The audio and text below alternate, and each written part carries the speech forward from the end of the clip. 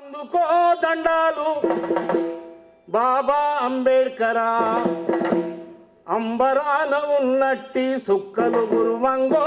అందుకో దండాలు బాబా అంబేడ్కరా, అంబరాన ఉన్నట్టి సుక్కలు గురువంగో. ముందుగా నిన్ను తలచి పాటలు పాడేమో, చీకటి మా బ్రతుకుల్లో సూర్యుడు పొడవంగో.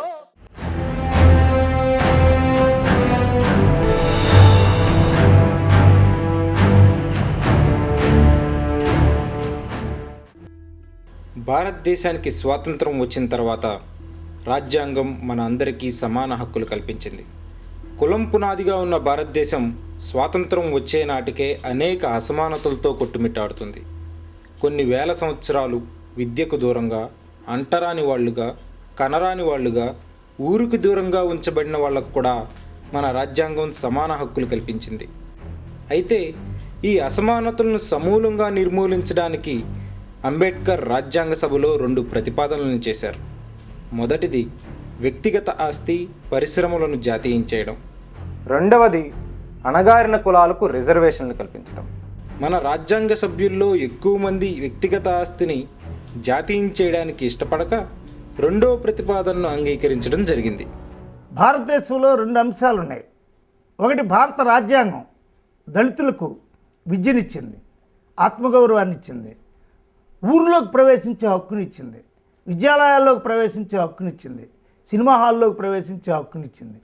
కానీ ఆ హక్కులన్నీ వీళ్ళు అనుభవిస్తున్నప్పుడు దాన్ని సహించి సమన్వయం చేసుకొని వీళ్ళని ఆహ్వానించే గుణాన్ని రెడ్లకి, కమ్మవారికి, వెలమలకి, ఈ దేశంలో ఉన్న అగ్రకులాలకు ఇవ్వలేదు.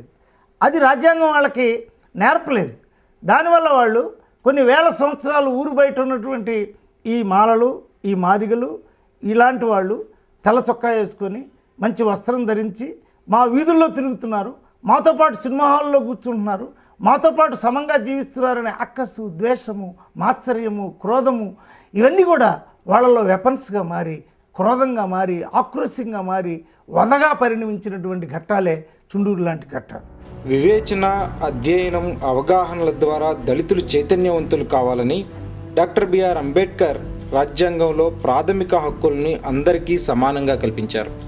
రాజ్యాంగ ఫలితంగా వచ్చిన విద్య దళితుల్లో ఆత్మగౌరవాన్ని, చైతన్యాన్ని పెంచింది. ఆంధ్రప్రదేశ్లో హరిత విప్లవం వచ్చిన తర్వాత వ్యవసాయోత్పత్తులు పెరిగి వ్యవసాయ కులాలు ఆర్థికంగా బలపడ్డాయి. రాజ్యాంగంలో పొందుపరిచిన ప్రజాస్వామ్య సూత్రాలు, ప్రాథమిక హక్కులను అర్థం చేసుకోవడంలో విఫలమైన వ్యవసాయ కులాలు దళితుల పట్ల ద్వేషాన్ని పెంచుకున్నాయి. దళితులు విద్యావంతులు కావడం జీర్ణించుకోలేకపోయాయి. దళితుల మీద హత్యలు చేయడం, లేకపోతే వాళ్ళని పట్టుకొట్టడం అనేది చాలా ఇన్సిడెంట్స్ జరిగాయి. దీనికి బేసిక్గా కారణం ఏంటంటే వీళ్ళలో కొంత చైతన్యం వచ్చి రైతులు ఈ భూస్వాములని పెత్తనాన్ని కొంత అరికడుతున్నారనే వాళ్ళకి ఉన్నటువంటి భావన. పాలేరు కొడుకులు చదవడం మొదలెడితే ఈ దొరల పెత్తనాన్ని కొంత వీళ్ళు ప్రశ్నించడం మొదలు పెడతారని ఒక భయం. ఈ 2 వ్యవస్థల మధ్య వైరుధ్యం పెరగడంతో భూస్వామ్య కులాల వారు దళితులపై దాడులు చేయడం మొదలుపెట్టారు. కంచికచర్ల, కారంచేడు, నీరుకొండ, పదిరికుప్పం, పిప్పర, దొంతాలి వంటి ఎన్నో గ్రామాల్లో దళితులపై దాడులు జరిగాయి. ఈ దాడుల నుండి పుట్టిన ప్రతిఘటనోద్యమమే ఆంధ్రప్రదేశ్ దళిత మహాసభ. ఆంధ్రప్రదేశ్ దళిత మహాసభ కారంచేడు మృతవీరుల రక్త జ్వలన నుంచి జనించింది. ఆత్మగౌరవ పోరాటంగా పుట్టిన ఈ దళిత మహాసభ చుండూరు పోరాటంలో ప్రతిఘటనోద్యమంగా మారింది. దళితులు తమ ఆత్మగౌరవంతో, తమ సాంస్కృతిక సామాజిక శక్తితో తాము అగ్రకులాలకు ఎదురుగా నిలబడి పోరాటగలమని ఇందులో నిరూపించారు.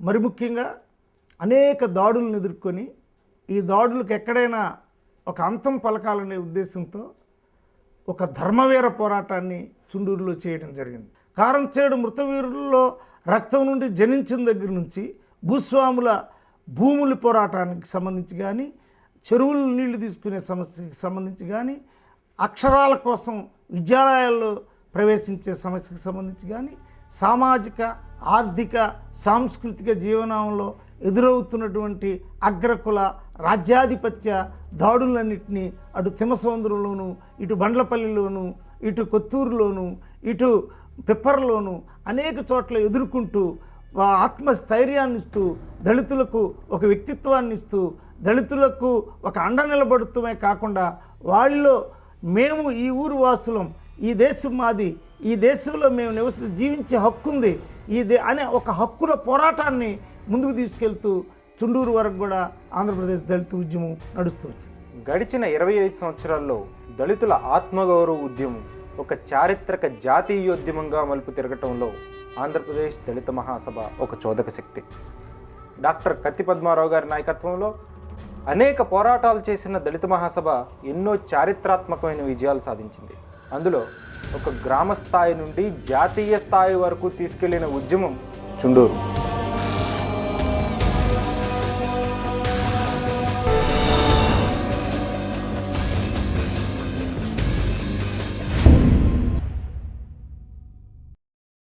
గుంటూరు జిల్లాలో చుండూరు ఓ గ్రామం. ఆ గ్రామంలో అనేక కులాల వారు జీవిస్తున్నారు. మాలపల్లె, మాదిగపల్లె తగిన జనసంఖ్య కలిగి బలంగా ఉన్నాయి.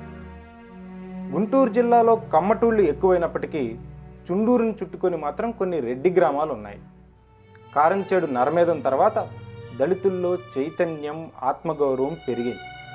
1991 నాటికే చుండూరులో 25 మంది ఎంఏ చదివిన దళిత యువకులు ఉన్నారు. వాళ్ళు ఆంధ్రప్రదేశ్ దళిత మహాసభ సభ్యులుగా ఉండటం, గ్రామంలో జరుగుతున్న ప్రతి అన్యాయాన్ని ప్రశ్నించటం, తల ఎత్తుకు తిరగటం ఆ ఊరి అగ్రకులాల వారు సహించలేకపోయారు. దాంతో ప్రతి చిన్న విషయానికి ఏదో ఒక నెపంతో వీళ్ళపై దాడులు చేస్తూ వచ్చారు. అందులో భాగంగానే ఆగస్టు 5వ తేదీన యాకోబ్ అనే దళిత యువకుడిపై అగ్రకులాలు దాడి చేశారు. 5వ తారీఖుని మేము ఎంఆర్ గారు పిలితే 5వ తారీఖు పుస్తకాలు చెప్తానికి వెళ్ళామండి రేషన్ షాప్కి.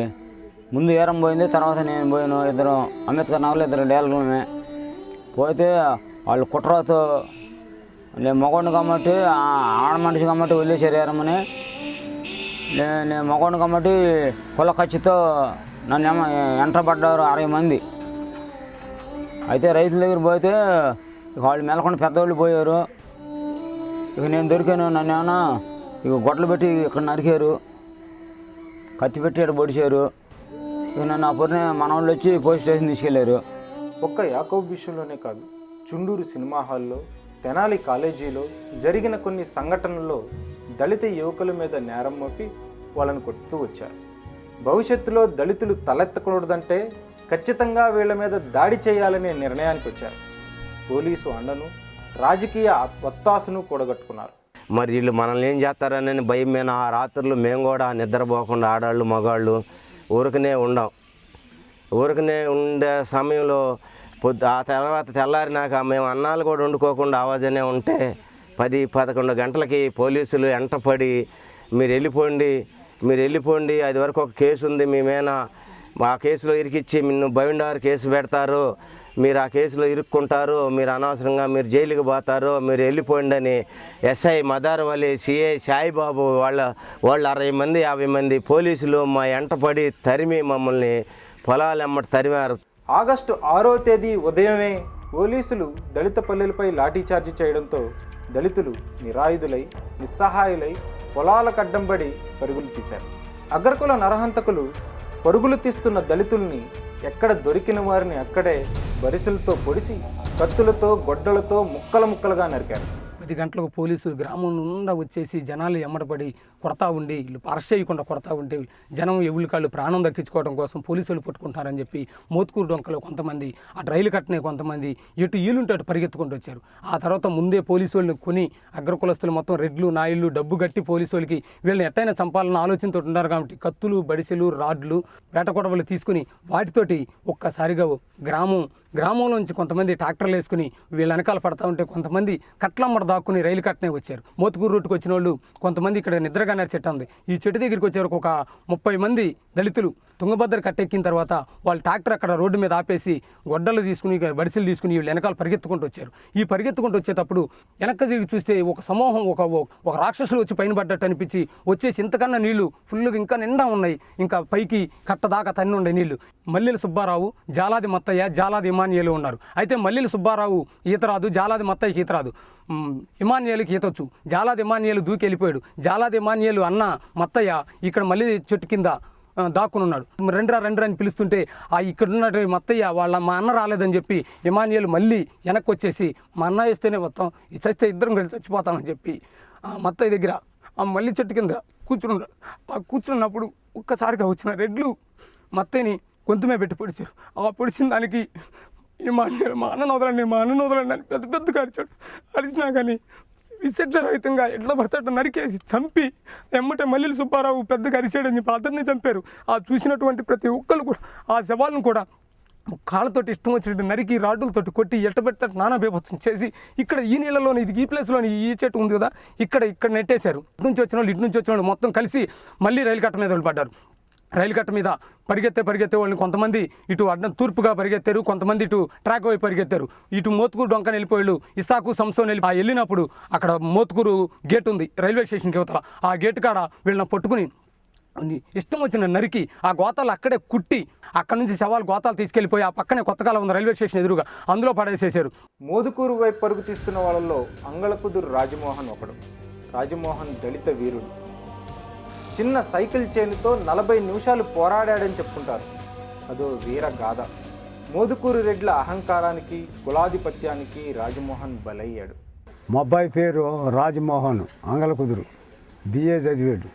సైకిల్ తీసుకొని ఫైటింగ్ చేసారికి ఒక ఆయన కాళ్ళు కిందగా వేసారు, కర్ర తీసుకొని వేసారికి పడిపోయి నేను కొట్టబాకయ్యా, మాదిగోడిని అయ్యా, నేను మా నాన్న గ్యాంగి పని చేస్తాడు అని అన్నాడు. మాదిగోడు లేదు, మాలోడు లేదు, వేయండి రాయి అవదాన కొట్టి కిట్టారెడ్డి దొడ్డోకి లాగేసి మసకబడ్డాక కింద గోతం పైన గోతం పేనం ఉండంగానే కింద గోతం పైన గోతం వేసి కట్టి తుంగభద్ర వేసి నిరాయుధులైన వారిని వెంటాడి వేటాడి నరికి గోను సంచుల్లో కుక్కి తుంగభద్రలో పడేశారు.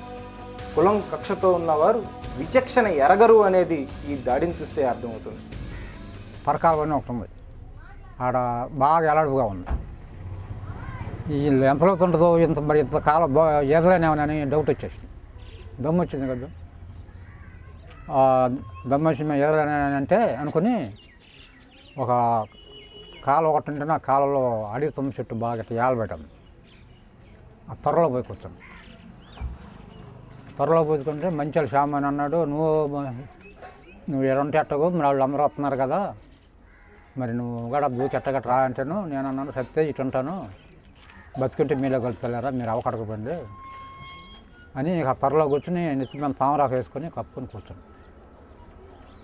కూర్చున్నాక నా దగ్గరికి వచ్చారు.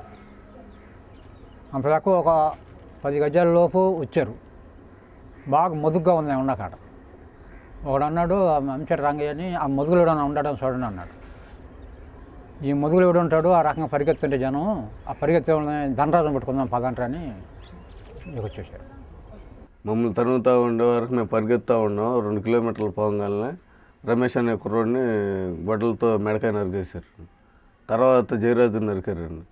ఆ తర్వాత జాలాది ఇసాకు, శంకూరు సంసోను వాళ్ళిద్దరిని కూడా నరికారు. 4 కళ్ళతో చూశాను వాళ్ళు 4 నరకటం. ఆ తర్వాత మామూలుగా ఇంకొక కిలోమీటర్ పోయిన తర్వాత నన్ను కూడా పట్టుకుని నన్ను అదే కర్రలతో రాడ్లతో ఆడితో ఇడితో కొట్టారు. కాలు ఇరిగిపోయింది, చెయ్యి ఇరిగింది, తలలో దెబ్బ తగిలింది. సరే నాపండి బాగు చేస్తా నరికిద్దామని చెప్పేశారని నన్ను ఆపారు. మంచినీళ్ళు అడిగితే నోట్లో ఉచ్చబోసి తాపించారు. ఆ తర్వాత మామూలుగా ఇక నన్ను తీసుకొచ్చేసేసి చెరుకు మీదకి, కొండారెడ్డి చెరుకు మీదకి తీసుకొచ్చేసేసి ఆపేసేసి ఈయన బతికుండగానే నా కొడుకుని దీంట్లో పడేద్దాం, గోతి తీసేసి గోతులు వేద్దామని చెప్పేసి అక్కడ గొయ్యి కూడా తీయించారు. తీయించేసిన తర్వాత ఇక్కడ కాదు బాస్ ఆడ తీసుకురమ్మంటున్నారు అనే వరకు కొత్త కాలువ కట్ట మీదకి తీసుకొచ్చారు. తీసుకొచ్చేసేసి అక్కడ పుణుకోబెట్టారు. ఈ బట్టలన్నీ కూడా తీసేసేసి అక్కడ పుణుకోబెట్టేసారు. పుణుకోబెట్టేసిన తర్వాత నాకు ముగ్గురిని అట్టి పెట్టారు నా దగ్గర. ఈ నా కొడుకు కనుక ఎక్కడికన్నా వెళ్ళే పని అయితే మేము ముగ్గురు నరికేసేసి వచ్చేసేయంటారు అని చెప్పేసి మేము వెళ్ళి బాసుని తీసుకొస్తామని చెప్పేసి ఊళ్ళోకి వెళ్ళిపోయారు. ఊళ్ళోకి వెళ్ళిపోయిన తర్వాత వీళ్ళు ఏం చేశారు, వీడు ఎక్కడికి వెళ్తాడులే కాలు ఇరిగిపోయింది అని చెప్పేసి కాలువ కట్ట మీద కూర్చున్నారు. అది నడిచేదానికి కూడా లేదు కదా అని చెప్పేసి కాలువలో డొల్లేసారు. కాలువలో డొల్లేసేది మామూలుగా ఇక్కడికి వంతిన వరకు వచ్చేసారు. వచ్చేసిన తర్వాత ఆడవాళ్ళు నన్ను బయటకు తీశారు. పల్లె నిర్మానుష్యమైంది. ఎవరు ఎక్కడున్నారో తెలియదు. కొడుకును పోగొట్టుకున్న తల్లి, భర్తను పోగొట్టుకున్న భార్య, తండ్రిని పోగొట్టుకున్న పిల్లల ఆర్తనాదాలతో చీకటి అలుముకుంది. ఆ రేత్రికి మాకు తెలియదు ఏడుండాడో ఏడ దాక్కున్నాడో వస్తాడో ఎడిపోయాడని ఏడుతానే ఉండాం. ఏడుతానే ఉండాక ఇక తెల్లారి 7 గంటలకి తెనాలు వచ్చి పరిగెత్తిన వాళ్ళు తెనాలు వచ్చి ఫలానా రమేష్ని ఫలానా చెరువు కాలువలో పంట కాలువలో తొక్కేశారు, 2 గంటలకి చంపేశారు అని ఆ తెల్లారి తెలిసింది. చెరువు కాడ నుంచి వస్తున్నాక ఒక అబ్బాయి నారు బిగుతున్నాడు, నారుమళ్ళు. అయ్యా నిన్నటి మనుషులను చంపారంట, ఏడ చంపారయ్యా అంటేను ఈ పంట కాలువలో ఒక శవం ఉందన్నాడు. ఇక కట్టనే డొంకనే వస్తనే తడికి నాకన్నా ముందు పోలీసులు వస్తున్నారు, మేము వెనకాల వస్తున్నాము, పోలీసులు ఆడ నుంచున్నారు. ఇక నుంచున్నాక ఇక శవం అంటే అయ్యో నా కొడుకు గొడ్డలు గుర్తుపెట్టుకున్నా, సొక్కాయ లుంగి బాగా బీర్జాల్లో కత్తిపెట్టి పొడిచి బాగా గోసిపెట్టారు. గోసిపెట్టినాక కొద్దిగా పారుతాయి నీళ్ళు, కాలువ పంట కాలువ, ఆ కాలువలో బోర్లుగా బట్టి తొక్కేసారు. తొక్కేసినాక నా కొడుకేనయ్యా, కాదు నీ కొడుకు కాదు నువ్వు దిగొద్దు, నువ్వు కాలువ దిగొద్దు నా కొడుకేనయ్యా నా కొడుకు అయ్యా అని అల్లాడిపోతుంటే వాళ్ళకి నన్ను అంటుకొని ఇట్లా దిగని ఇక నా కూతురు నేను నా ఎమ్మటి 2 ఆడోళ్ళు ఇక వాళ్ళు ఉండాక ఇక ఒక ఆడ వచ్చి మోతుకూరు స్టేషన్కి వచ్చి ఫలానా కాడ శవం దొరికిందంటే మళ్ళీ ఇంక 3 పోలీసులు వాళ్ళు వచ్చారు. అబ్బాయి పేరు సాకు రైలు కట్టమంటే కోళ్ళపారం ఉందంట, కోళ్ళపారం కాడ పట్టుకుని పరిగెత్తే వాళ్ళని సావిట్టకు తీసుకొచ్చి కట్టేసి తెలగాలు రెడ్లు కలిసి చంపారయ్యా. నరహంతకుల దాడిలో 8 మంది దళితులు బలయ్యారు, ఎంతోమంది గాయపడ్డారు. గాయపడిన వారందరినీ తెనాలి ప్రభుత్వ ఆసుపత్రికి చేర్చారు. మిగిలిన వారిని ఐతానగర్ సాల్వేషన్ ఆర్మీ చర్చ్ కాంపౌండ్లో చేర్చారు. టీ తాగి సెంటర్ నుంచి వస్తుండే మా కోసం సైకిల్ వేసుకుని పరిగెత్తుకుంటా హడావుడిగా ఒక కుర్రాడు వస్తున్నాడు ఐతానగర్ నుంచి. అన్న ఇట్లా జరిగిందంట, చుండూరు వాళ్ళని దాడి చేశారంట, చంపేశారంట, కారం చెల్లాగా చేశారంట అన్నారు. ఊరు మొత్తం వారిపోయి వచ్చేసారు, ఎటు వచ్చేసారు, రైల్వే ఊళ్ళు పుట్లు పట్టుకుపోతూ బయలుదేరారు అనే తల్లికి మాకు ఎందుకని వచ్చింది. రైల్వే స్టేషన్లో ఉన్నారు చాలామంది అంటే మాకు అనుమానం వచ్చి దానికి నిజమై ఉంటుందా ఏంటి, అసలు చచ్చిపోయి ఉంటారని అయితే అనుకోలే. ఎమ్మడబడి తన్ని ఉంటారు, కొట్టుంటారు ఇట్లా అనుకున్నాం, కానీ చంపేసి ఉంటారని అయితే మాత్రం మేము ఊహించలే. సరే దేనబాబు అన్నానని చిన్న రాజారావు అన్నని వెంటనే పోయి మీరు రైల్వే స్టేషన్ దగ్గర వాళ్ళు ఎవరెవరైతే ఉన్నారో వాళ్ళందరినీ తీసుకురండి అయ్యా, మేము పోయి డిఎస్పీ గారికి చెప్పొస్తాం అని చెప్పేసి వాళ్ళని పంపించి మేము డిఎస్పీ గారి ఆఫీస్కి వెళ్ళడం జరిగింది. దాడి జరిగింది, తీవ్రస్థాయిలో జరిగింది అనేది డిఎస్పీ గారి ఆఫీస్కి వెళ్ళిన తర్వాత అర్థమైపోయింది. సరే ఇంతలోకి మేము ఐతనారు వస్తున్నాం. వచ్చిన తర్వాత ఇక వరుసగా దేనిబాబు అన్నను, చిన్న రాజారావు గారు, పిల్లి అమ్మయ్య వీళ్ళల్లా కలిసి ఇక వాళ్ళందరిని తీసుకొచ్చి చైతన్యలో సాల్వేషన్ ఆర్మీ చర్చ్ క్యాంపస్ ఉంది, ఆ క్యాంపస్లోకి వీళ్ళందరినీ అక్కడ పాస్టర్ గారితో మాట్లాడి ఆ బడి తాళాలు అవి ఇప్పించి షెల్టర్గా ఏర్పాటు చేయడం జరిగింది. తెనాలి ఐతానగర్ యువకులు ఆంధ్రప్రదేశ్ దళిత మహాసభకు సైనికుల్లా ఉండేవాళ్ళు. నాయకుడికి అండగా నిలిచి ఉద్యమంలో కీలక పాత్ర పోషించారు. చుండూరు ఉద్యమం Tenali Aithanagar salvation army church compound నుండే ప్రారంభమైంది. తెనాలి నుంచి మేము ప్రత్యేకంగా రాష్ట్ర కమిటీ ఏదైతే ఉందో దానికి వెన్నుదన్నుగా ఉండి ఆంధ్రప్రదేశ్ దళిత మహాసభ రాష్ట్ర కమిటీ ఇచ్చిన పిలుపునట్టు ఎక్కడి నుంచి మేము సుమారు 200 మంది మిలిటెంట్స్గా కదలటం, ఆయా కార్యక్రమాల్లో నిమగ్నం అవటం. ఇక్కడ నుండే చుండూరు ఉద్యమం అనేటువంటిది ఓ స్వరూపాన్ని సంతరించుకుంది. మరి ఒక ఐతనగర్ గ్రామస్తులే కాకుండా చుట్టుపక్కల ఉన్నటువంటి గ్రామ ప్రజలందరూ కూడా వాళ్ళ యొక్క మనోధైర్యాన్ని కలిగించే విధంగా వాళ్ళతో మరి కలిసి వాళ్ళ యొక్క సమస్యల కోసం ఇక్కడి నుంచి పోరాటం చేయటం జరిగింది. సుమారుగా ఒక 500-600 మంది యువకులు మరి వాళ్ళకు అండదండలుగా ఉండి వారికి కావలసినటువంటి ఏర్పాట్లన్నీ కూడా చేయటం జరిగింది. ఈ ఘోర విషాద వార్త ఆ సాయంత్రానికే జిల్లా నలుమూలలా వ్యాపించింది. పొన్నూరు లుంబిని వనంలో ఆంధ్రప్రదేశ్ దళిత మహాసభ నాయకులు అందుబాటులో ఉన్న కార్యకర్తలతో సమావేశమయ్యారు. ఆ దాడి జరిగిన రోజు 4-5 మధ్యలో మాకు ప్రింటింగ్ ప్రెస్ ఉంది, సృజన ప్రింటర్స్. అక్కడ ఆ ఏరియాలో సూచాయికి తెలిసింది మాకు. ఏంటి అసలు అది ఏం జరిగింది ఏంటి అని మేము చర్చించుకొని సమావేశం వేయాలని నిర్ణయించుకున్నాం. అప్పుడు పద్మారావు గారు లేరు, అన్నయ్య తిరుపతి వెళ్ళారు. తిరుపతిలో మీటింగ్ ఉండి వెళ్ళారు. మేము ఇక్కడున్న మిత్రుల వరకు కలిసి సమావేశం వేసి ఏం జరిగింది ఏంది తెలుసుకుందాం అసలు అని వెంకట్రావు, నేను, షడ్రక్ గారు, సిలుదాస్ గారు, అమృతరావు గారు, ఇంకా కొంతమంది మిత్రులు కలిసి సమావేశం వేసి తెనాలి పంపించాం. అటు చూసి రండి అసలు ఏం జరిగింది ఏంటి అనేది అని చెప్పాము. వాళ్ళు తెనాలి వెళ్ళి రాత్రి 2-3 గంటల మధ్యలో వచ్చారు. ఆ టైంకే పద్మారావు గారు, అన్నయ్య గారు వచ్చారు. చాలా దుర్మార్గంగా ఉందన్న, మనం ఇమీడియట్గా వెళ్ళాలి, అక్కడ అసలు మనం వెళ్ళకపోతే అసలు అయితే నగరాలందరూ ఎదురు చూస్తున్నారు అని చెప్పడం జరిగిందన్నమాట. సంఘటన జరగకముందే గ్రామం పోలీసు నిర్బంధంలో ఉంది. సంఘటన జరిగిన తర్వాత పోలీసులు కాకి దుస్తులతో విషయాన్ని కప్పేయాలని చూశారు. ఆ ఊరికి ముళ్ళ కంచెనేశారు. అసలు గ్రామాన్ని దిగ్బంధనం చేశారు పోలీసులు. ఈ ఇన్సిడెంట్, ఈ సంఘటన అక్కడికే చుట్టుపక్కల అంతా తెలిసిపోతుంది ఏమవుతుందో అని చెప్పేసి ఎవరు బయటికి వెళ్లకుండా, గ్రామంలో నుంచి ఎవరు బయటికి వెళ్లకుండా, గ్రామంలోకి ఎవరు లోపల రాకుండా మొత్తం దిగ్బంధనం చేస్తే ఆ పరిస్థితుల్లో అప్పుడే యుఎన్ఐ విలేకరుకి ఫోటోగ్రాఫర్గా పద్మారావు గారు ఆయన కెమెరా పట్టుకొని అట్లా గ్రామంలోకి ఎంటర్ అయ్యాడు. దళిత ఉద్యమ నిర్మాత, ఆంధ్రప్రదేశ్ దళిత మహాసభ వ్యవస్థాపకులు, ఎన్నో పోరాటాలు చేసిన నాయకులు డాక్టర్ కత్తి పద్మారావు గారు చుండూరులోకి ప్రవేశించాకే విషయం ప్రపంచానికి తెలిసింది. చుండూరు రైలు కట్ట యువతల గేటు దగ్గర ఉన్న పోలీస్ చుట్టూ ఉంది. ఏంటి అర్థం కాల, లోనకి వెళ్ళటం ఎలాగా అనేది అర్థం కానప్పుడు బాలమురళి, మా స్నేహితుడు, ఆయన యుఎన్ఐ స్టాఫ్ రిపోర్టర్గా ఉన్నారు. ఆయన చుండూరులోకి ఒక విలేకరుగా కారులో వచ్చాడు. సరే, నేను ఆయన కారులో ఎక్కి మేమిద్దరం ఎంటర్ అయ్యాం. అప్పటికి పోలీస్ స్టేషన్ ముందు 2 శవాలు పెట్టున్నాయి. ఆ పోలీస్ స్టేషన్ ముందు ఉన్న 2 శవాలని చూసి పిల్లలు ఉన్నారు. చూసి నాకు మన రాయలయ్య గారు, మేము డిఎస్పి, ఒక రకంగా నాకు ఏడుపు వచ్చి ఆయన వాటేసుకొని ఆడటం జరిగింది. ఆయన కూడా కన్సోల్ చేశాడు. ఊర్లోకి వెళ్ళాం. ఊర్లోకి వెళ్ళిన తర్వాత ఇంకా సవాలు ఉన్నాయి. మన తుంగభద్ర కాలువలో అనేది పాయింట్.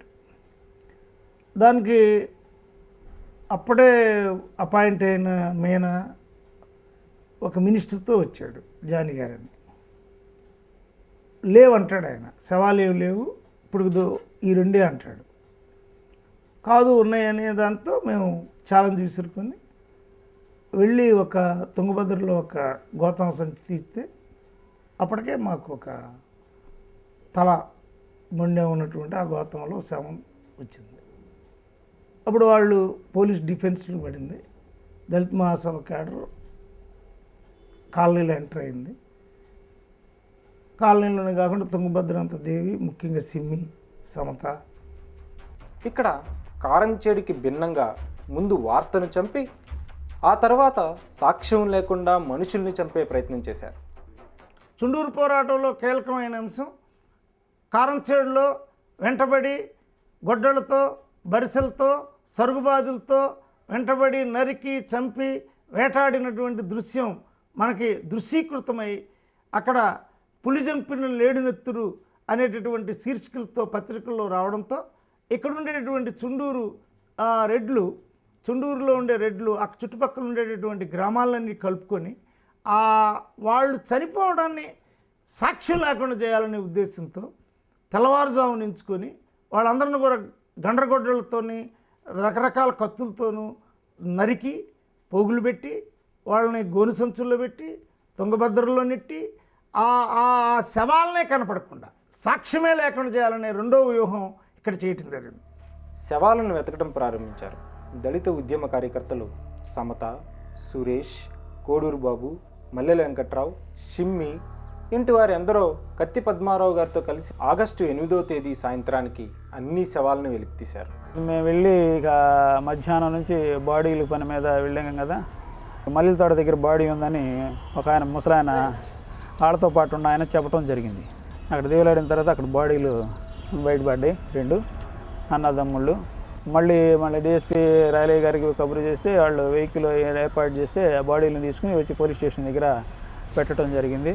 పోస్ట్ మార్టానికి తెనాలి ప్రభుత్వ ఆసుపత్రికి తీసుకొచ్చారు. రాష్ట్ర ముఖ్యమంత్రి నేదురుమల్లి జనార్దన్ రెడ్డి, ప్రతిపక్ష నాయకుడు ఎన్టీ రామారావు వచ్చినప్పటికీ బాధితులు శవాల దగ్గరికి రానియకుండా వాళ్ళని తరిమి కొట్టారు. ఎన్టీ రామారావు గారు వచ్చారు. ఎన్టీ రామారావు గారు వస్తే బాధితులు రానివ్వల. బాధితులు ఇంకా కొన్ని ప్రజా సంఘాల వాళ్ళు ఎన్టీ రామారావు గారిని రానియకుండా, నువ్వు అక్కర్లేదు, చుండూరులో కారంచేడులో నువ్వు వాళ్ళని చంపావు దళితుల్ని, ఇక్కడ మళ్ళీ వచ్చి ఇక్కడ వెళ్ళి అంటున్నావు, మాకు అక్కర్లేదు, మీరు వెళ్ళొచ్చు అని అనటంతోనే ఆయన వెళ్ళిపోవడం జరిగింది. భారతదేశ చరిత్రలో ప్రతిఘటనోద్యమ చైతన్యంతో మహత్తరమైన ర్యాలీగా శవాలను తీసుకువచ్చి ఊరు నడిబొడ్డులో పాతిన సంఘటన ఎక్కడా జరగలేదు. అది చుండూరులోనే జరిగింది. ఇది హిందూ సామ్రాజ్యవాదానికి విసిరిన పెను సవాలు. దళిత ఉద్యమ నిర్మాత కత్తి పద్మారావు గారి పిలుపుతో దేశంలోని దళిత నేతలెందరో కదలి వచ్చిన సంఘటన అది. ఆనాటి జనచైతన్యం కట్టలు తెగి ప్రవహించింది. ఈ యాత్రలో దళిత ఉద్యమ కార్యకర్తలు ఊరి మీద దాడి చేసి తగలబెట్టి పోలీసు నిర్బంధాన్ని ఎదిరించి అమరవీరులకు జోహార్లర్పించిన సంఘటన అది.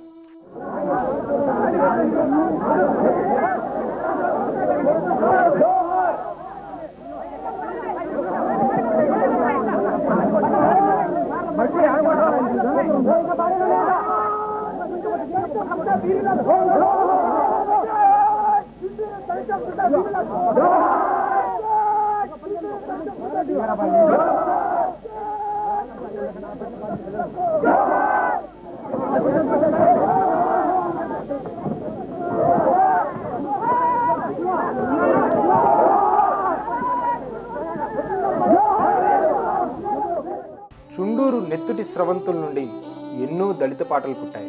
అందులో ఏవై ప్రభుదాస్, కలేకూరి ప్రసాద్ రాసిన పాటలు అజేయమైనవి. దళిత పుల్లమ్మ అనే పాట కారంచేడు ఉద్యమంలో బాగా ఫేమస్ అయింది. మరి దళితులు రాష్ట్ర వ్యాప్తంగా ఆ పాట పాడుతున్నారు. నాకు కూడా ఒకవేళ ఇటువంటి పాట ఏమన్నా మనం కూడా రాయగలమని ఒక చిన్న ప్రయత్నం చేశాను. పైగా అది హిస్టరీ రికార్డ్ చేయాలని కూడా అనిపించింది. మామూలు మాట్లాడటం మీరు పాట పాడటం, పాట ద్వారా అయితే ప్రజలందరికీ అర్థమైంది, తెలిసిద్ది అనే ఉద్దేశం నాకు కలిగింది. ఆ పాట కూడా రాయటం జరిగింది. అది చిందింది రక్తం చుండూరులోన ఆగస్టు 6, 91న. చిందింది రక్తం చుండూరులోన ఆగస్టు 6, 91న.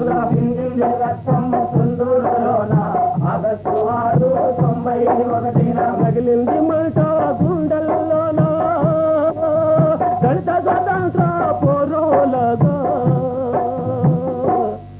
అది దళిత స్వతంత్ర పోరాటంగా, దళిత స్వతంత్ర దళిత స్వతంత్ర పోరులాగా, దళిత స్వతంత్ర పోరులాగా అని ఆ హిస్టరీ రికార్డ్ చేయడం జరిగింది. ఏ పాటలో కూడా ఆ ఏ తారీఖున జరిగింది ఏంటి అనేది ఉండవు. కానీ నాకెందుకు ఆలోచన వచ్చింది, అది ఎవరైనా పాడుకున్న తర్వాత తరమైన తెలుసుకోవడానికి పనికొచ్చింది. ఆగస్టు 6, 91న చుండూరు నరమేధం జరిగిందనే సబ్జెక్టు జనానికి తెలిసిద్దనే ఉద్దేశంతో అది రికార్డ్ చేయటం జరిగింది. చుండూరు పోరాటంలో సహాయ నిరాకరణ గొప్పది. ప్రభుత్వాన్ని నిరాకరించి స్వతంత్రంగా ఆత్మగౌరవంతో నడిపిన శిబిరం అది. కాంగ్రెస్ నాయకురాలు మీరా కుమార్ చనిపోయిన బాధితుల కుటుంబానికి 10,000 రూపాయల చొప్పున ఎక్స్గ్రేషియా ఇస్తే ఆ మొత్తాన్ని ఎంఆర్ఓ ఆఫీసులో తిరిగి ఇచ్చి, ఆర్థిక సహాయం కాదు, ఎవరు చంపారో వారిని అరెస్ట్ చేయాలి, ఎక్కడ చంపారో అక్కడే ప్రత్యేక కోర్టు పెట్టాలన్నదే మా ప్రధానమైన డిమాండ్ అని నినదించారు. చుండూరు ఉద్యమంలో ప్రధానమైన డిమాండ్స్ కారంచేడు అనుభవం నుంచి డిఫరెంట్ కేసెస్ పెట్టే కంటే కూడా ఒకటే ప్రత్యేక కోర్టు పెట్టాలని డిమాండ్ ముందుకు తెచ్చాం. అప్పుడు 89 యాక్ట్ వచ్చింది. 89 యాక్ట్లో SC/ST ప్రివెన్షన్ ఆఫ్ అట్రాసిటీస్ యాక్ట్లో ప్రత్యేక కోర్టు ప్రొవిజన్ ఉంది. ఆ ప్రత్యేక కోర్టులో నుంచి డిమాండ్స్ క్రియేట్ చేశాం. సాక్షులకు భూమి ఇవ్వాలి, సాక్షులు అందరికి చనిపోయిన వాళ్ళ భార్యలకు ₹1,00,000 ఇవ్వాలి, ఊరు మొత్తాన్ని యూనిట్గా తీసుకొని 8th క్లాస్ నుంచి పైన ఉన్న వాళ్ళకి అలా జాబ్ ఇవ్వాలి, చనిపోయిన కుటుంబాల్లో ఉన్న ప్రతి ఒక్కరికి ఎలిజిబుల్ వాళ్ళందరికీ జాబ్ ఇవ్వాలి, ఇల్లు కట్టాలి, భూమి ఇవ్వాలి, ఇల్లు కట్టాలి. అవి కట్టేలోపు వీళ్ళకి ఒక 9 నెలలు సెల్ఫ్ గ్రూప్స్తో వాళ్ళని ప్రొటెక్ట్ చేయాలి, ప్రతి ఇంటికి 2 గేదెలు ఫ్రీగా ఇవ్వాలి, 3 కూడా అడిగాము. ఇవన్నీ ఒక పూర్తి రీహాబిటేషన్, కంప్లీట్ రీహాబిటేషన్. మళ్ళీ వాళ్ళకి శిక్షలు పడే వరకు ఊర్లోనే కోర్టు నడపాలి. ఇది భారతదేశంలోనే ఈ డిమాండ్స్ నేనే ఫ్రేమ్ చేశాను. ఈ ఫ్రేమ్ చేయటంలో ఏముందంటే ఒక కంప్లీట్ ఒక విలేజ్ ప్రత్యేక పంచాయతీ ఇవ్వాలి, వాటర్ ట్యాంక్ కట్టాలి, రోడ్లు, అంటే ఒక విలేజ్ని కంప్లీట్ రీహాబిలిట్ చేస్తే అలా ఉంటుంది. నాయకుడు కత్తి పద్మారావు గారిని మొదటి క్షణం నుండే పోలీసులు వెంబడిస్తూ వచ్చారు. రక్తక్షేత్రం నిర్మించిన తర్వాత ఉద్యమం తీవ్రతరం అవుతుందని గమనించిన పోలీసులు ఆయన్ని అరెస్ట్ చేశారు. తీవ్ర ప్రతిఘటన ఎదురు కావడంతో చివరికి గృహ నిర్బంధించేశారు. చుండూరు పోరాటంలో ప్రధానమైనది పోలీస్ హెరాస్మెంట్. మొదటి రోజు నుంచి కూడా నన్ను పోలీసులు వెంటాడుతూ వచ్చారు. ఫస్ట్ డేనే వాళ్ళ రక్తక్షేత్రాన్ని నిర్మించినప్పుడే పోలీసు నా వెంటబడింది. నేను ఐతానగర్లో దాక్కుని మళ్ళీ 2 రోజులకే మళ్ళీ చుండూరు వచ్చాను. మళ్ళీ చుండూరు నుంచి మా ఇంటికి వెళ్ళి మళ్ళీ వచ్చేటప్పుడు మళ్ళీ అరెస్ట్ చేసి మళ్ళీ తీసుకెళ్ళి మరి అమరావతి పోలీస్ స్టేషన్లో పెట్టారు. అమరావతి పోలీస్ స్టేషన్లో మీద ప్రజలు దాడి చేసి అక్కడ మీనా కాల్పులు జరపాలని ప్రయత్నించినట్టు సమాచారం ఉంది. వాళ్ళందరూ దాడి చేసి రక్షించారు. వెంటనే కోసూరు పోలీస్ స్టేషన్లో పెట్టారు. పోలీస్ స్టేషన్ ప్రజలందరూ వచ్చి మీద పడి పోలీస్ స్టేషన్లో మీద దాడి చేయకపోతే అక్కడ నుంచి అచ్చంపేట తీసుకొచ్చారు. అచ్చంపేటలో ప్రజలందరూ వెంటపడ్డారు. మళ్ళీ అక్కడ నుంచి సత్తెనపల్లి తీసుకొచ్చారు. సత్తెనపల్లి నుంచి మళ్ళీ ఆ నైట్ తెనాలి తీసుకొచ్చి తెల్లవారుజామున కోర్టుకి మళ్ళీ తెల్లారి హాజరుపరిచారు. కోర్టు ఆయన ఏం తప్పు చేశాడు, మీరు ఎందుకు అరెస్టులు చేస్తున్నారన్నందుకు మెజిస్ట్రేట్ ఏం సమాధానం చెప్పలేక కండిషన్ బెయిల్లో మళ్ళీ నెల్లూరు పంపించారు. నెల్లూరులో కొంతకాలం ఉండి మళ్ళీ తెనాలి వచ్చిన తర్వాత మళ్ళీ హౌస్ అరెస్ట్ లాగా చుండూరు వెళ్ళటానికి లేదని హౌస్ అరెస్ట్ చేశారు. మళ్ళీ హౌస్ అరెస్ట్లో అనిల్ కుమార్ ఘటన కాల్పులు జరిపి మళ్ళీ నా వేటాడటం ప్రారంభించారు. మళ్ళీ నేను యూజీఐ మళ్ళీ నేను మంగళమందిరంలో వీళ్ళందరూ ఊరి మీద దాడి జరిగి మళ్ళీ మంగళమందిరంలో అనిల్ కుమార్ నగర్ నిర్మించాము. మళ్ళీ అక్కడ ప్రభుత్వంతో చర్చలు జరిపి ఢిల్లీ వెళ్ళేటప్పుడు మళ్ళీ పోలీసు హైదరాబాద్ విమానాశ్రయంలో నిరోధించడానికి ప్రయత్నం చేసింది. మళ్ళీ ఢిల్లీలో నిరోధించాలని ప్రయత్నం చేసింది. మళ్ళీ ఢిల్లీ నుంచి ప్రైమ్ మినిస్టర్ ఒప్పందం తర్వాత వచ్చాము. మళ్ళీ నంద్యాలలో మేము అభ్యర్థులు నిలబెట్టినప్పుడు కూడా పోలీసు హెరాస్ చేయాలని ప్రయత్నించింది. దగ్గర ఒక పోలీసు ఎన్కౌంటర్ చేయాలని కొన్నిసార్లు, అరెస్ట్ చేయాలని కొన్నిసార్లు, దాడి చేయాలని కొన్నిసార్లు, చుండూరు మొత్తం పోరాటంలో మళ్ళీ చుండూరులో మేము చర్చలు జనార్దన్ రెడ్డితో ముగించే వరకు పోలీసు వెంటబడతాను. నాయకుడిని గృహ నిర్బంధం చేసిన తర్వాత ఉద్యమాన్ని లుంబిని వనం నుండే నడిపించారు. బాధితుల శిబిరం చుండూరులో ఉన్నప్పటికీ లుంబిని వనం నుండే కార్యాచరణ కార్యక్రమం నడిచింది. చుండూరు శిబిరంలో ఎప్పుడైతే అరెస్ట్ జరిగేంత వరకు 3 రోజుల పాటు సుమారుగా ఆ చుండూరు పోరాట శిబిరంలో దాదాపుగా ఉద్యమంలో ఉన్నటువంటి ప్రతి ఒక్కరు కూడా పోయి రాజేయలేదు, భోజనాలు చేసుకోలేదు, తమ నిరసన ఆగ్రహాల సందర్భంగా తెలియజేసినటువంటి పరిస్థితి అక్కడ ఉంది. ఆ తదనంతరం ఒక పోరాట కమిటీని రూపొందించుకుని ఆ పోరాట కమిటీ గ్రామస్తులతోటి నిర్వహించే బాధ్యత తీసుకుని కొన్ని పద్ధతులు పెట్టి ఆ రోజువారీగా అక్కడ వచ్చేటువంటి సహకారాన్ని తీసుకుంటూ ప్రభుత్వ సహకారాన్ని ధిక్కరిస్తూ ప్రభుత్వం తీసుకొచ్చేటువంటి కుటిల ప్రయత్నాలను ధిక్కరిస్తూ దళితుల్లో చైతన్యాన్ని ఒక పోరాట స్ఫూర్తిని పెంపొందిస్తూ నిత్య నూతనంగా దళిత ఉద్యమ శిబిరాన్ని నిర్వహించడం జరిగింది. ఈ సందర్భంగా దళిత ఉద్యమ పోరాట స్ఫూర్తిని అందించేటువంటి పాటలు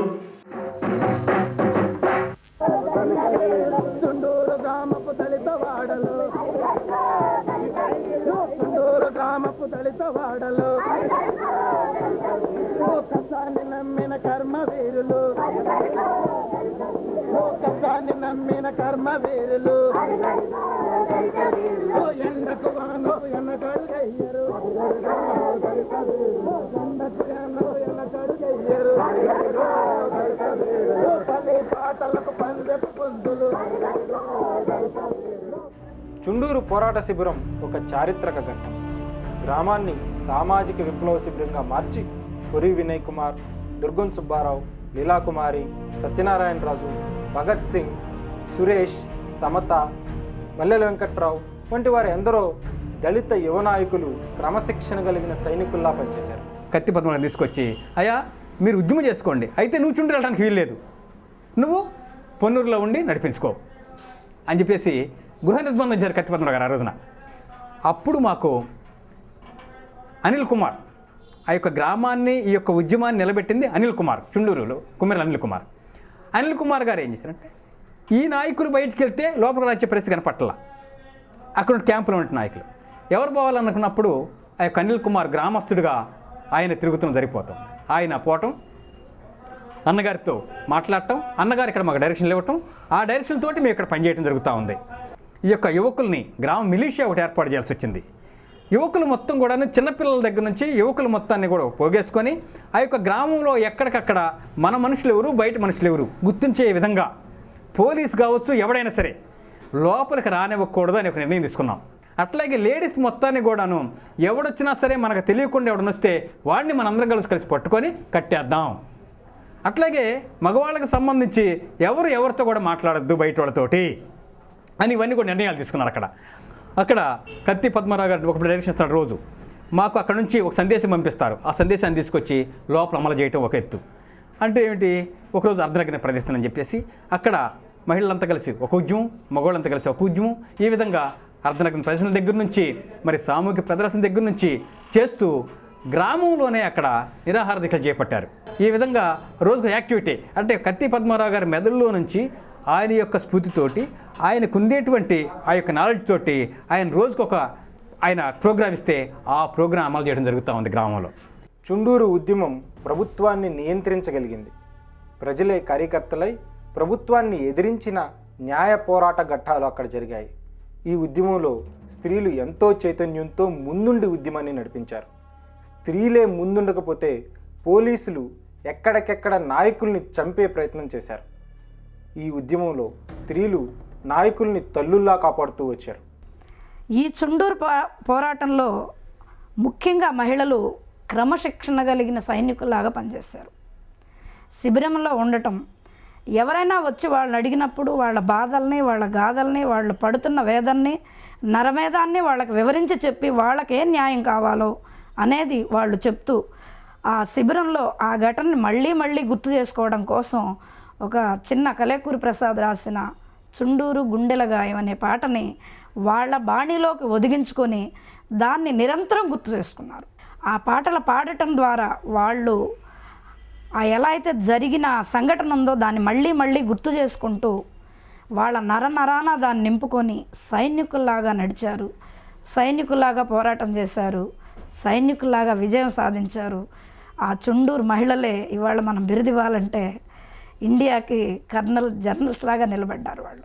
కత్తి పద్మారావు గారిని గృహ నిర్బంధం చేసిన తర్వాత లుంబిని వనం చుట్టూ పోలీస్ పహారా కాసింది.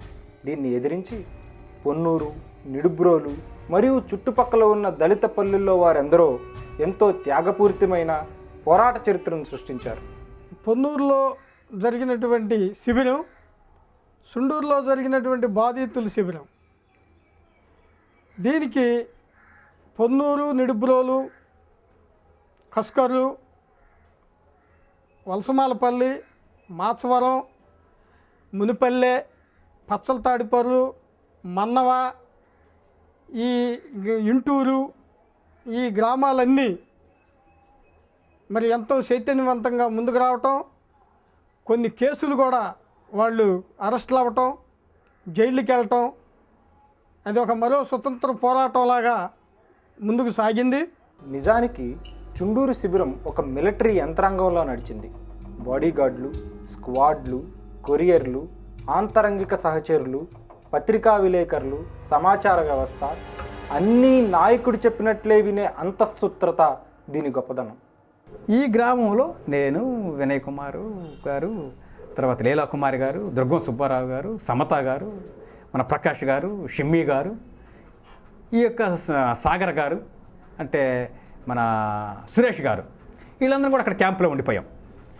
అయితే ఇప్పుడు ఆ క్రమంలో కత్తి పద్మరావు గారిని ఎప్పుడైతే అరెస్ట్ చేశారో ఇక్కడ మేమేం చేయాలి, ఎట్లా ఉద్యమం నడపాలి? మాకు నాయకుడు ఎవరు? కత్తి పద్మరావు గారు. ఆయనే చెప్తే చేయాలి మేము. సెప్టెంబర్ మొదటి వారం చుండూరు శిబిరంలో కార్యాచరణ కార్యక్రమంలో భాగంగా ఆమర నిరాహార దీక్షలు ప్రారంభమయ్యాయి. సెప్టెంబర్ 10వ తేదీ ఆమర నిరాహార దీక్షలు యథావిధిగా జరుగుతున్న సమయంలో పోలీసులు శిబిరంపై మరొక్కసారి దాడి చేశారు. సెప్టెంబర్ 10వ తేదీన జరిగినటువంటి ఒక యుద్ధ మారణకాండ జరిగింది. ఆ రోజున పోరాట శిబిరంలో ఆ రోజున బాధితుల పక్షాన ఆమర నిరాహార దీక్ష చేస్తున్నటువంటి వీరుల్ని అరెస్ట్ చేయడం కోసం పోలీసులు సైనికుల్లాగా తుపాకులు తీసుకుని వస్తే దాన్ని గ్రామంలో పిల్లలు, పెద్దవాళ్ళు, ఆడవాళ్ళు ప్రతిఘటించారు. దాదాపు 2-3 గంటల పాటు యుద్ధ వాతావరణంలో అక్కడ పెద్ద ఎత్తున యుద్ధం జరిగింది. ఆ నిరాహార దీక్ష చేస్తున్న వీరులను అరెస్ట్ చేయకూడదని పెద్ద ఎత్తున ప్రజలు ప్రతిఘటించారు. ఆ ప్రతిఘటనలో పోలీసులు మార్గమైనటువంటి వ్యవస్థ వహించారు. అనేక మంది తలలు పాల్గొట్టారు, చేతులు విరగొట్టారు, ఆడ మగ తేడా తెలియకుండా దాడులు చేశారు. ఈ క్రమంలో ఉద్యమానికి మార్గదర్శిగా ఉండి చుండూరు దళిత ఉద్యమ ఒక శక్తిగా మారడానికి దోహదపడినటువంటి ఉద్యమ వీరుడు అనిల్ కుమార్ ఆ రోజున ఆ శిబిరానికి నాయకత్వం వహిస్తూ ఆ ప్రజల్ని సమీకరిస్తూ పోలీసుల నుంచి శిబిరం వైపు తీసుకొస్తున్న క్రమంలో దొంగ చోటుగా మరి పోలీసులు ఆ రోజున కావాలని కాన్షియస్గా మరి పోలీసుల మీద సాక్ష్యం చెప్పిన కారణంగా పోలీసులపైన ప్రత్యక్ష సాక్షి అనిల్ కుమార్ని కాల్చి చంపడం అనేది, వెనక నుంచి కాల్చి చంపడం అనేది ఇది పోలీసుల యొక్క వాస్తవికత్వానికి నిదర్శనం. ఆంధ్రదేశంలో జరిగిన అన్ని ఎన్కౌంటర్లలో అనిల్ కుమార్ ఎన్కౌంటర్ ప్రత్యేకమైంది. ఇది బహిరంగంగా జరిగిన ఎన్కౌంటర్. చుండూరు పోరాటంలో పోలీసులు దమనకాండ అమానుషమైంది. నాయకుల్ని, కార్యకర్తల్ని చంపేయాలని చూశారు, కానీ ప్రజలే వారిని రక్షిస్తూ వచ్చారు. అనిల్ కుమార్ ఎన్కౌంటర్తో ఉద్యమం బలపడిందే కానీ ఎక్కడా తగ్గిపోలేదు. అది దళిత ఉద్యమం యొక్క గొప్పతనం. ప్రజలకు సర్ది చెప్పే క్రమంలో అనిల్ కుమారు నరమేధం జరుగుతున్నప్పుడు పోలీసులు, అగ్రవర్ణాల వారు కలిసి దాడి చేశాడని చూడడానికి ప్రత్యక్ష సాక్షిగా ఉన్నాడు కాబట్టి టార్గెట్ చేసి అనిల్ కుమార్ని చంపేయడం జరిగింది. అది కళ్ళారా చూసిన మేము చెల్లించిపోయాం. అనిల్ కుమార్ మీద ఫైరింగ్ చేసి ఆ ఫైరింగ్ కారణము ఇక్కడ ఉన్న దళిత మహాసభ కార్యకర్తలు లీలాకుమారి, సుబ్బారావు, కొరి వినయ్ కుమార్ గారు, లేకపోతే మన మేడికొండ సుబ్బారావు గారు, ఇంకొక జర్నలిస్టు కూడా భాగస్వాములు చేసి మేము బయట ఉన్న కార్యకర్తలు లోపల రావటం మూలంగానే ఫైరింగ్ చేశామని చెప్పి ఒక ఫాల్స్ కేసు మా మీద పెట్టడం జరిగింది. మా అబ్బాయిని కాల్చినాక మమ్మల్ని ఎవరు ఎలగొట్టేశారు. మమ్మల్ని చూడనీలో పోలీసులు ఎవరు మార్పిల్లో మనిషి లేరు. ఇక ఆఖరికి 2 కుక్కలే నా పిల్లోడి దగ్గర ఉండి వాళ్ళు మమ్మల్ని దగ్గరికి రానికండి తీసుకెళ్ళి వాళ్ళే సమాధి చేసేసారు. ఎవరైనా పిల్లోడు చచ్చిపోయినాక పిల్లనున్న నీళ్ళ రైలు కట్టుకు మళ్ళీ మామూలుగా ధర్మేశారు. ఎవరు లేరు. మన పిల్లలు ఎనయోళ్ళు, మరి లీలా కుమారోళ్ళు వాళ్ళని చంపాలని ఇల్లు తిరిగారు. ఇల్లు తిరిగినాక అబ్బాయిని శ్మశానం వాళ్ళు మేము పోలేదుగా. ఈ కుర్రకారంతా ఏం చేశారు, వాళ్ళని పాటగుడ్డలు కట్టి మొత్తులెక్కిచ్చారు. ఈ రుబేన్ వాళ్ళు ఇంటూ పంపించి రేట్లు బండి కుర్రోళ్ళు తీసుకెళ్ళి పంపించారు. చీరాలు పంపించి వాళ్ళు ఏం చేశారు, వాళ్ళు అటు పోయి ఇటు వచ్చేసరికి వీళ్ళందరూ తట్టుకోలేక మేము ఒక్క మాలి బండి కింద పడి చచ్చిపోతామని మాలిపిల్లి వాళ్ళందరూ గుంటూరు మంగళబంధనం చేయలేరు. ఉద్యమం మీద పోలీసులు దమనకాండ నిరంతరం కొనసాగుతూనే వచ్చింది. నాయకుడిని గృహ నిర్బంధం చేసి చుండూరులో ఎవరినీ రానీయకుండా చేశారు. అనిల్ కుమార్ని చంపి మిగతా వారి మీద లాఠీచార్జి చేయడంతో బాధితులు చుండూరు వదిలి గుంటూరు చేరుకున్నారు. అనిల్ కుమార్ చనిపోయినప్పుడు నేను ఇంట్లో హౌస్ అరెస్ట్లో ఉన్నాను.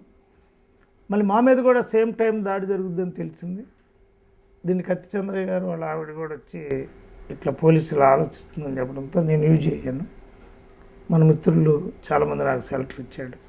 ఇప్పుడు చనిపోయిన లెనిన్ గారు ఆయన ఇంట్లో ఉన్నాను. తర్వాత సిస్టర్స్ షెల్టర్ ఇచ్చారు, బిషప్ గారు ఇచ్చారు. ఇక అక్కడి నుంచి మళ్ళీ నేను మంగళ మందిరానికి వచ్చే వరకు అరవిందరావు మీనా ఛాలెంజ్ పట్టుకుంటామనే ఛాలెంజ్కి ధీటుగా యూజీ కూడా చేయగలిగి మళ్ళీ మంగళ మందిరంలోకి వచ్చాను. సో మెనీ డైమెన్షన్స్ ఉన్నాయి. చుండూరులో ఒక పోరాట కనుక్కునేటువంటి అన్ని కోణాలు జరిగినాయి. ఈయన్ని హౌస్ అరెస్టులో ఉంచినప్పుడు పోలీసులు ఇంటి చుట్టూ మోహరించి ఉన్నారు.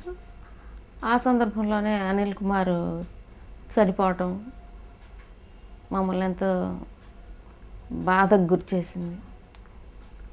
ఆ తర్వాత ఇక కత్తి చంద్రయ్య గారు వచ్చి ఫ్యామిలీతో వచ్చి భార్యాభర్తలు ఇద్దరు వచ్చి పోలీసులు నుంచి ముప్పు ఉందమ్మా, వెంటనే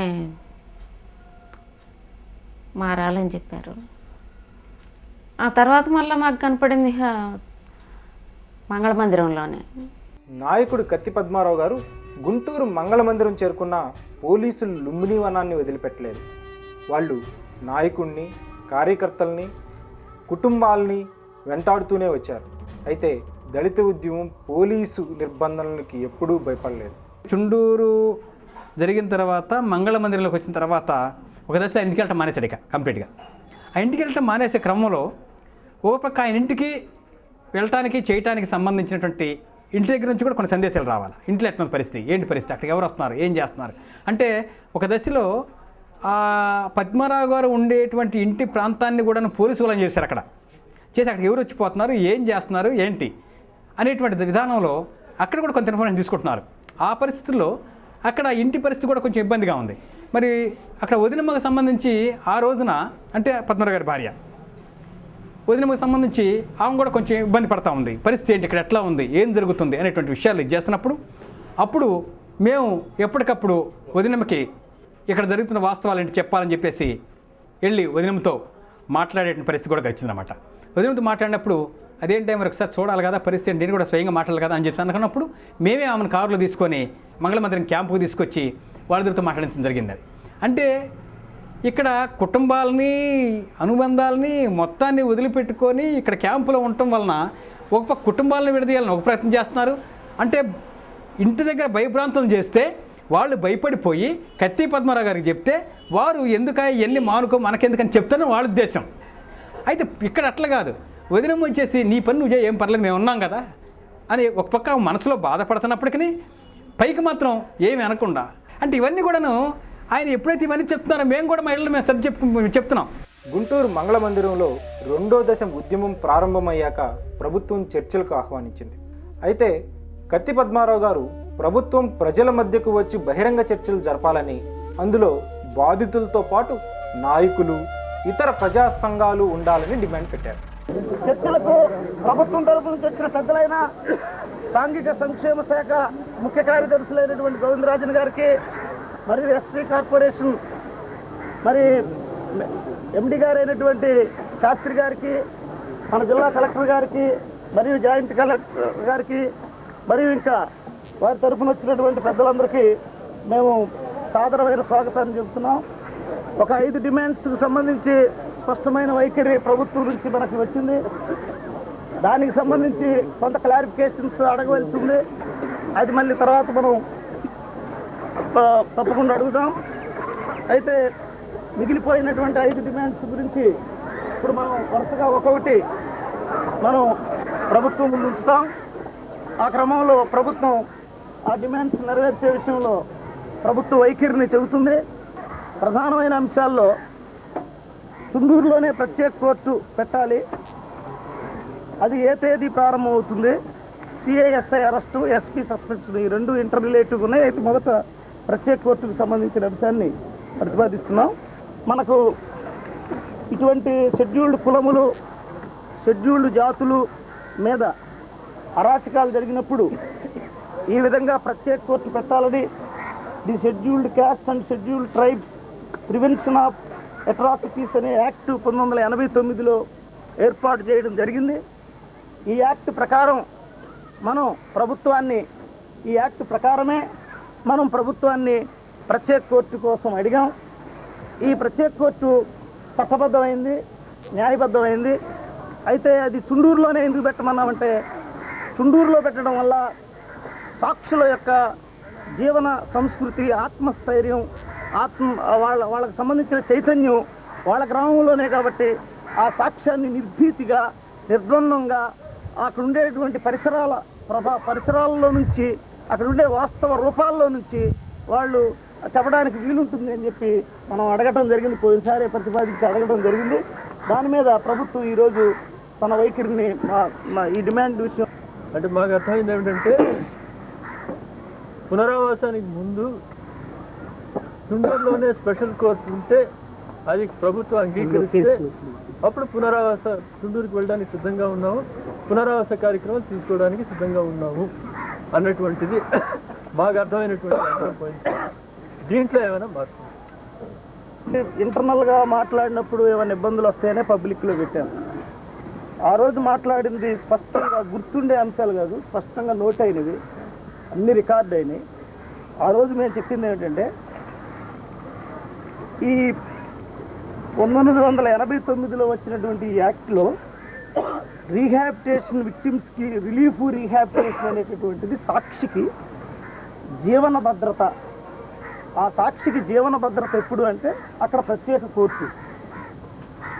కోర్టు అనేటటువంటిది అక్కడ పెట్టినప్పుడు ఆ ప్రత్యేక కోర్టులో నిందితులలో ప్రధానమైనటువంటి వాళ్ళని అరెస్ట్ చేసినప్పుడు ఈ నిందితులలో ప్రధానమైనటువంటి వాళ్ళు అరెస్ట్ చేశారు కాబట్టి ఇక మనకేమి ఇబ్బంది లేదు, కోర్టు కూడా పెట్టారు కాబట్టి ఇబ్బంది లేదు. ఇక జీవనానికి సంబంధించినటువంటి భద్రతని, జీవనానికి సంబంధించినటువంటి రక్షణని మనం తీసుకోవచ్చు అనేటటువంటిది యాక్ట్లో కూడా ఇది సెకండరీ అంశం తప్ప అది మొదటి అంశం కాదు. నేను ఒప్పుకుంటాను. మీరు చెప్పేది ఏమిటంటే అన్ని సులభంగానే వీలవుతుందని మీరు అంటారు, కానీ అది అలా ఉంటే ఇక్కడ ఇంత చర్చకి అవసరం ఉండకపోవచ్చు, ఉండుండేది కాదు. అందుకని మేము కోరేది ఏమిటంటే, అంటే ఒకటొకటిగా కాకుండా ఇద్దరికి భేదాభిప్రాయాలు లేనటువంటి అంశాలు ఏవైతే ఉన్నాయో అవి వెంటనే అమలు పరిస్తే బాగుంటుందన్నది మా ఉద్దేశం.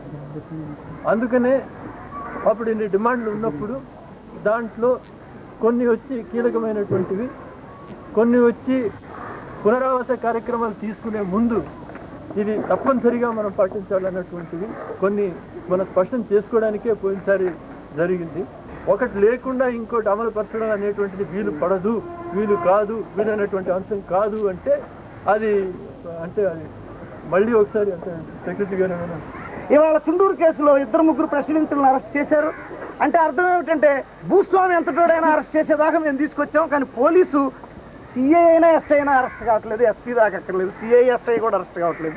అంటే సిఐ ఎస్ఐ అంటే బాధ్యుడు అరెస్ట్ కావట్లేదు. కాబట్టి ఇద్దరం ఒక అవగాహనకి మేము కేంద్రానికి వెళ్ళి విన్నవించి వస్తాం, మీరు వెళ్ళి రాష్ట్రానికి వెళ్ళి విన్నవించి వస్తారు. మళ్ళీ మనందరం వచ్చిన తర్వాత కలుసుకున్నాం.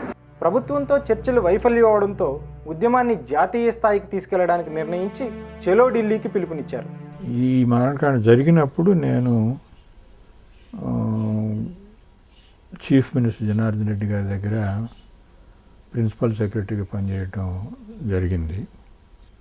పదవిలో ఉన్నప్పుడు కొన్ని పరిధులు ఉంటాయి, ఆ పరిధిలోనే చాలా చేయడానికి అవకాశం ఉంటుంది. ఈ పదవిలో ఉన్నప్పుడు అంత చూపెట్టడానికి అవకాశం లేదు. ఎందుకంటే నేనే జిల్లా కలెక్టర్గా ఉంటూ ఇంకొక రకంగా చేసేవాడిని, అలాగే ఎస్పీగా ఉంటూ ఇంకొక రకంగా చేసేవాడిని. ఇక్కడ సలహా ఇచ్చే పరిస్థితే ఉంది. ప్రత్యక్షంగా నేను వచ్చి ఫీల్డ్లో చేసే అవకాశం లేదు. జరగాల్సిందంతా ఇక్కడే జరుగుంటే మరి పద్మరావు గారు లాంటి వాళ్ళు ఢిల్లీ పోయి కూర్చుని అక్కడ ప్రైమ్ మినిస్టర్ మాట్లాడాల్సిన అవసరం ఉండేది కాదు. అది కొంత నా ఫెయిల్యూరు. నేను చెప్పిందంతా వినకపోవడంతో వినకపోకుండా ప్రభుత్వం అప్పుడు కొంతే దాన్ని ఆమోదించడం అది రెండో కారణం. చుండూరు ఉద్యమంలో జనం సైనికులై కదిలారు. ఆహారాన్ని కూర్చుకొని దీర్ఘయాత్రకు సిద్ధపడ్డారు. వీళ్ళని ట్రైన్ లెక్కించడం, దగ్గరుండి ఢిల్లీ వరకు తీసుకురావడంలో నందేటి ప్రభాకర్, కొరబండి బాబురావు, ఇంకా దళిత విద్యార్థులు ఎందరో చాలా కృషి చేశారు. మరి కత్తి పద్మారావు గారు నాయకత్వంలో చలో ఢిల్లీ కార్యక్రమం తీసుకోవడం జరిగింది. ఆ కార్యక్రమంలో దాదాపుగా విజయవాడ కేంద్రంగా 3-4 రైళ్లలో యావత్ ఆంధ్ర రాష్ట్రంలో ఉన్నటువంటి దళిత ఉద్యమకారులు, దళిత ఉద్యమ శక్తులు సమీకృతమై దాదాపుగా 3 రైళ్లలో 4 రైళ్లలో ప్రయాణం చేయడం జరిగింది. అటు విశాఖపట్నం నుంచి అంబేద్కర్ గారు, పాల్తేటి పెంటారావు గారు, మరి అట్లాగే వెస్ట్ గోదావరి నుంచి గురుప్రసాద్ గారు, అట్లాగే పిల్లి డేవిడ్ కుమార్ గారు, కృష్ణా జిల్లా నుంచి నందేడి ప్రభాకర్ గారు, మరి గుంటూరు జిల్లాలో ఉన్నటువంటి అనేక మంది, కొండపల్లి విల్సన్ గారు, ఇంకా సాగర్ గారు, సురేష్ గారు, అనేక మంది మిత్రులు, సమత గారు, ఇలా చాలామంది ఆనాటి ఉద్యమకారులు ఎవరైతే ఉన్నారో వాళ్ళందరూ కూడా ఆ కార్యక్రమంలో పాల్గొన్నారు. ప్రకాశం జిల్లా నుంచి ఉన్నటువంటి మన సోదరులు నాగేంద్ర గారు, విజేంద్రరావు గారు, కోడి జేమ్స్ గారు, అనేక మంది ఈ మొత్తం చలో చలో ఢిల్లీ కార్యక్రమంలో ప్రత్యక్షంగా భాగస్వాములై చిత్తూరు నుంచి శ్రీకాకుళం వరకు ఉన్నటువంటి దళిత ఉద్యమ శ్రేణులందరూ కూడా ఏకోన్ముఖంగా కలిసి టికెట్లు లేకుండా ప్రజలు తీసుకుని, జెండాలు తీసుకుని, బ్యానర్లు తీసుకుని చలో ఢిల్లీ కార్యక్రమం చేయడం జరిగింది. అనేక చోట్ల మమ్మల్ని దించి లాఠీ చార్జ్ చేయటం, తల్ల పగిలిపోవటం, కట్లు కట్టించుకోవటం, పరిగెత్తున్న రన్నింగ్ రైళ్లలో ప్రయాణం చేసి ఎక్కి ప్రజల్ని లోపలికి తీసుకెళ్తాం. దాదాపుగా ఒక చంటి బిడ్డలాగా మొత్తం దళిత ఉద్యమ కార్యకర్తలు దాదాపుగా 3-4 వేల మందిని ఢిల్లీ తీసుకెళ్ళడం జరిగింది. అక్కడ ఢిల్లీలో మరి అక్కడ అంబేద్కర్ భవన్లో, ఢిల్లీ అంబేద్కర్ భవన్లో సంగీతరావు గారు, సేవాస్తం నాయకులు సంగీతరావు గారు, అంబేద్కర్ యువజన సంఘం నాయకులు ఆనందరావు గారు, ఆయన అనేక మంది ఇతర రాష్ట్రాల చెందిన నాయకులు అనేక మంది ఆదరించారు మమ్మల్ని. ఆ రోజున చుండూరు చెందినటువంటి లేయం అనేటువంటి మహిళ రోడ్డు దాటుతున్న క్రమంలో స్పీడ్గా వచ్చేటువంటి వాహనం కొట్టుకోవడం వల్ల చనిపోవడం జరిగింది.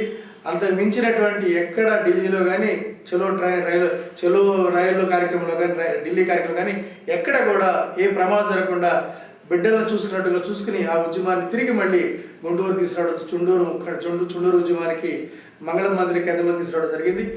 భారతదేశంలో ఒక గ్రామంలో జరిగిన హత్యాకాండపై ఢిల్లీ బోట్ క్లబ్లో నిరంతరాయంగా ధర్నాలు చేసి ఇండియా గేట్ మీదుగా ఊరేగింపులు చేశారు. చుండూరు దళిత బాధ్యతలకు మరియు ఇతర గ్రామాలు, ఆంధ్రప్రదేశ్లో ఉన్న ఇతర గ్రామాల నుంచి వచ్చిన దళిత బాధ్యతలకు మరియు దళిత కార్యకర్తలకు, మరి ఇక్కడ మన ప్రీతమ ఆంధ్రలో ఉన్న మరీ వెనకబడి ఉన్న ఎస్సీ, ఎస్టీ, బీసీ మైనార్టీలు ఎన్నిటి మీద అయితే దాడులు జరుగుతున్నాయో అన్నిటి మీద ముందు ప్రథమంగా అక్కడ ఏ మినిస్టర్ అయినా పోలీసు కన్నా ముందు వచ్చి వాళ్ళ ఏకైక నాయకుడు కత్తి పద్మారావు గారికి నా అభివందనాలు. ఢిల్లీలో దళిత క్యాంపు నడవటంలో అనేక మంది కృషి దాగుంది. ముఖ్యంగా జేఎన్యూ విద్యార్థులు రవి, బాబురావు, గణేశన్ తదితరులు అవిశ్రాంతంగా కృషి చేశారు. బూటా సింగ్, పాస్వాన్, విపి సింగ్ ఇలా చాలామంది ఎంపీలు ఒక్కొక్కరు ఒక్కొక్క పూట ఆహారాన్ని సరఫరా చేశారు. మాజీ ప్రధానమంత్రి, జాతీయ ప్రతిపక్ష నాయకుడు విపి సింగ్, దళిత నాయకుడు పాస్వాన్, బీసీ నాయకుడు శరద్ యాదవ్, జాతీయ నాయకుడు బూటా సింగ్, ఆంధ్ర ప్రతినిధి వెంకటస్వామి ఆ ఉద్యమాన్ని ఉద్దేశించి మాట్లాడడం ఉద్యమం జాతీయ స్థాయికి ఎదగడానికి ఒక ప్రతీక.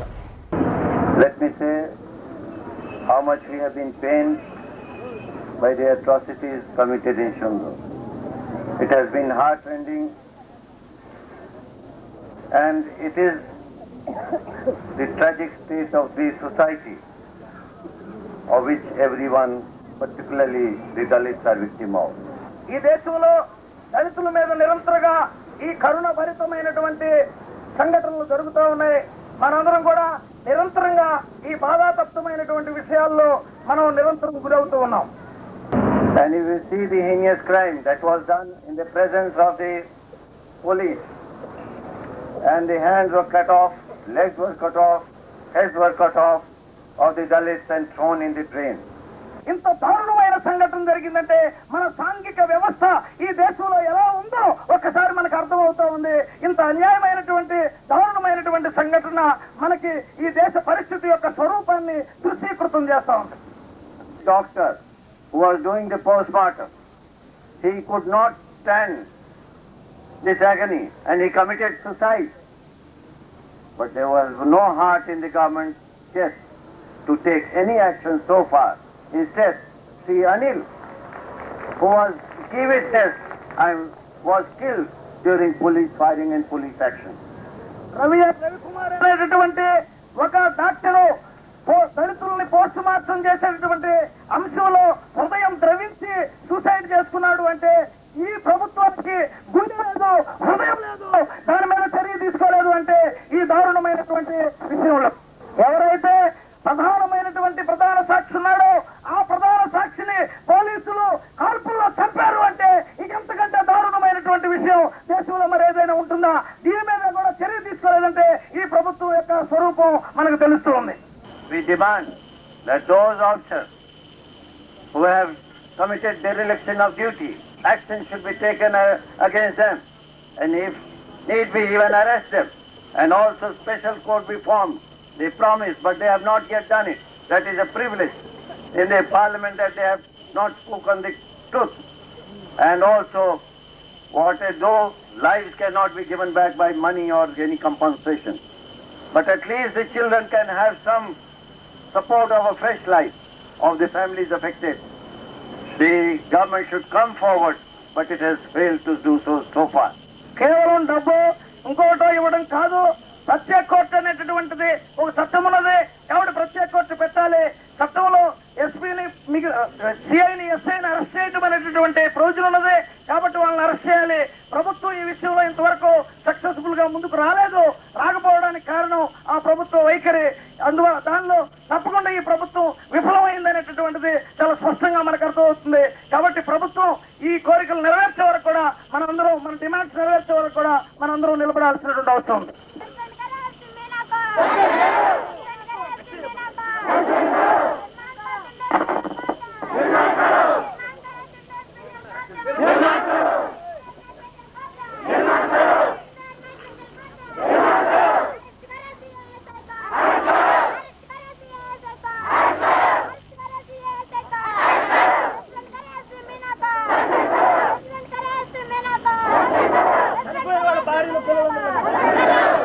चुंडूर की समस्या पूरे देश की समस्या बन गई है और चुंडूर में जो हमारे भाई मारे गए हैं वो आपके परिवार के नहीं बल्कि देश का हमारा, और जो जालिम है उनको हम परास्त करने का काम करेंगे।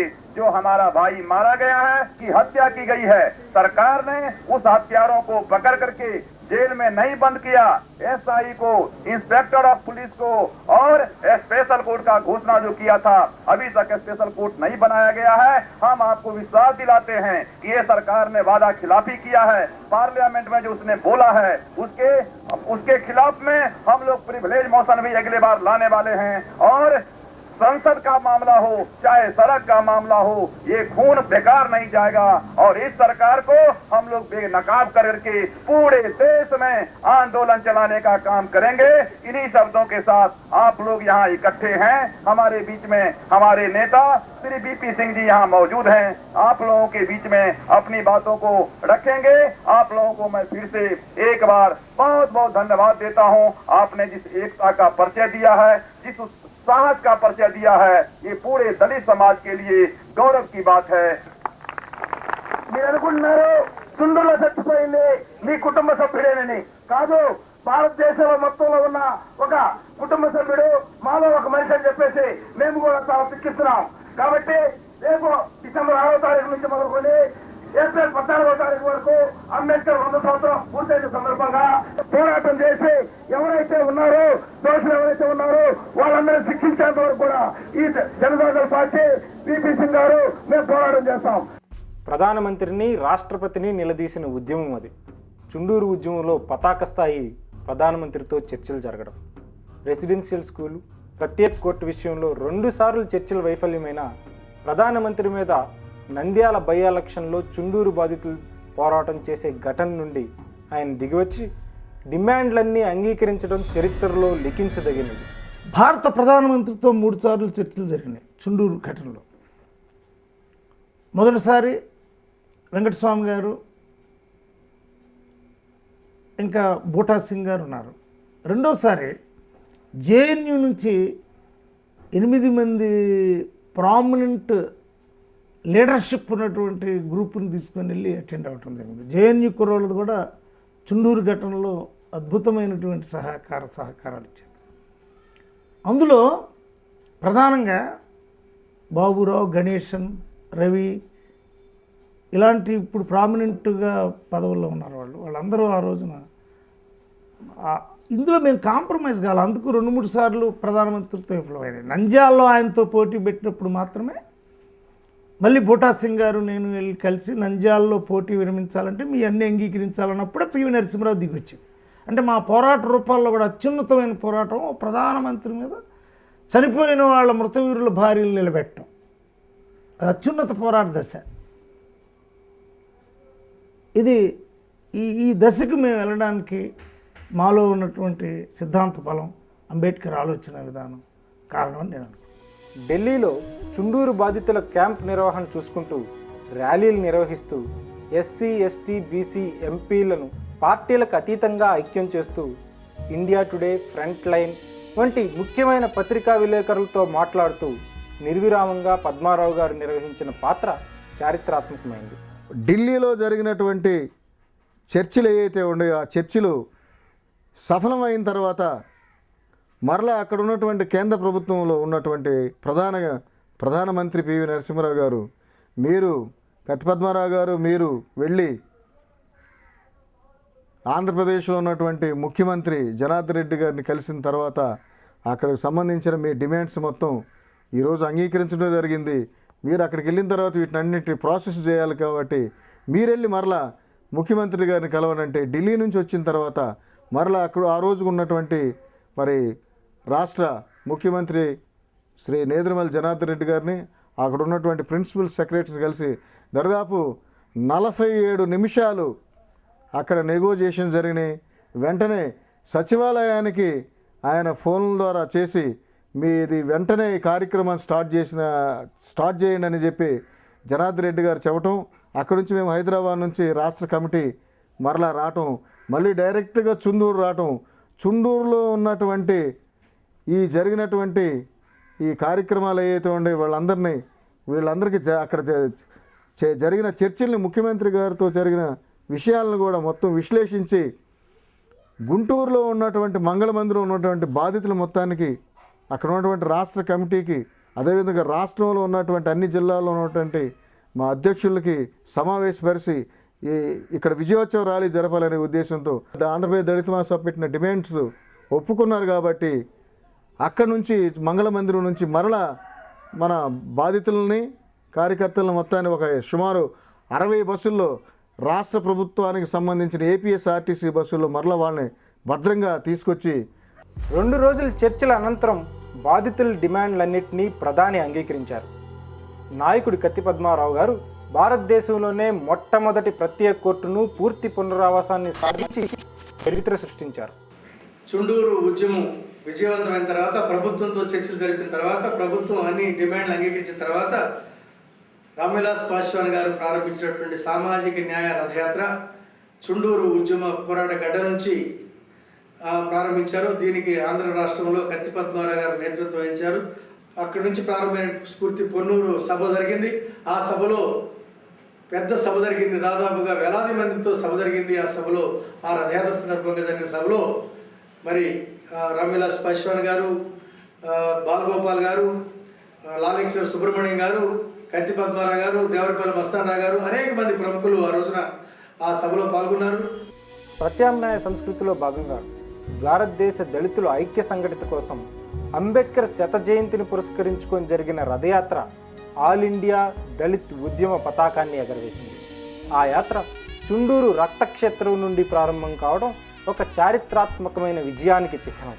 అలాగే అంబేద్కర్ శత జయంతి ఉత్సవాల సందర్భంగా అంబేద్కర్ సామాజిక న్యాయ జ్యోతిని చుండూరులో డిసెంబర్ 6వ తారీఖున ప్రారంభమైతే రామ్విలాస్ పాస్వాన్ గారు, కత్తి పద్మారావు గారు, దళిత మహాసభ నాయకులు అందరూ ఆ రోజు అంబేద్కర్ సామాజిక న్యాయ జ్యోతిని చుండూరులో ప్రారంభించి చుండూరు, తెనాలి, పొన్నూరు, చీరాల, బాపట్ల, ఒంగోలు, కావలి, నెల్లూరు, తిరుపతి, చిత్తూరు, పాకాల, మదనపల్లి, అనంతపురం, కర్నూలు, మహబూబ్నగర్, రాయచూరు, కర్ణాటక వరకు ఈ సామాజిక న్యాయ జ్యోతిని తీసుకెళ్ళి రాయచూరులో దళిత సంఘర్షణ సమితి నాయకులకి మురుకుందప్పకి, నాగమణి గారికి సామాజిక న్యాయ జ్యోతిని అప్పగించి మాతో పాటు వెళ్ళిన ప్రకాష్ కానీ, సురేష్ అన్న కానీ, గోవింది అన్న, రథయాత్రని కీలకంగా ఆయన ఇన్ఛార్జిగా రిపోర్టర్గా ఉండి అన్ని విషయాలు రికార్డ్ చేశాడు. ఆ డిమాండ్ల సాధన కోసం మేము పొన్నూరు నుంచి రథయాత్రలో పాల్గొన్నాం. మేము 5 సభ్యులు మా గ్రామం నుంచి.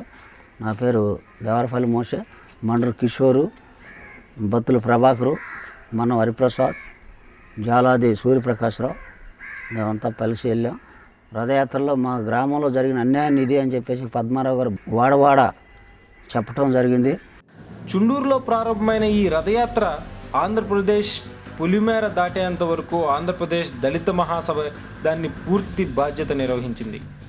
నెల్లూరు జిల్లా కావలనే గ్రామంలో రైల్వే SC/ST ఎంప్లాయీస్ ఆ రాత్రికి మమ్మల్ని సభ చెప్పమని ఆపితే ఈ న్యాయజ్యోతి రథయాత్ర వెళ్ళే క్రమంలో రాత్రి 12 గంటలు అయిపోయింది. చిన్న వర్షాలు వస్తూ ఉన్నాయి. మరి అది డిసెంబర్ నెల కాబట్టి కొద్దిగా వర్షాలు, చలి ఇట్లా ఉండే క్రమంలో బయలుదేరిన క్రమంలో ఒక స్పీడ్ బ్రేకర్ కావల్లో ఒక కూడల్లో పగలు స్పీడ్ బ్రేకర్ వస్తే క్రమంలో ఆ రోజు మా రాష్ట్ర ప్రధాన కార్యదర్శి గారు కత్తి పద్మారావు గారు ఆ జ్యోతిని ఇట్లా పట్టుకున్న క్రమంలో ఆ జ్యోతిలో వెలిగి ఆయిల్ మొత్తం ఈ చెయ్యి మీద పడటం, ఈ చెయ్యి కూడా దరిదాపు ఇప్పుడు కూడా చూడవచ్చు. మన రాష్ట్ర నాయకులు చేతికి, పద్మారావు గారి చేతికి ఈ కాలని ఈ జీవితంలో ఆ న్యాయజ్యోతి రథయాత్రది గుర్తుండేలాగా ఇంత చెయ్యి కాలిపోయిందనమాట.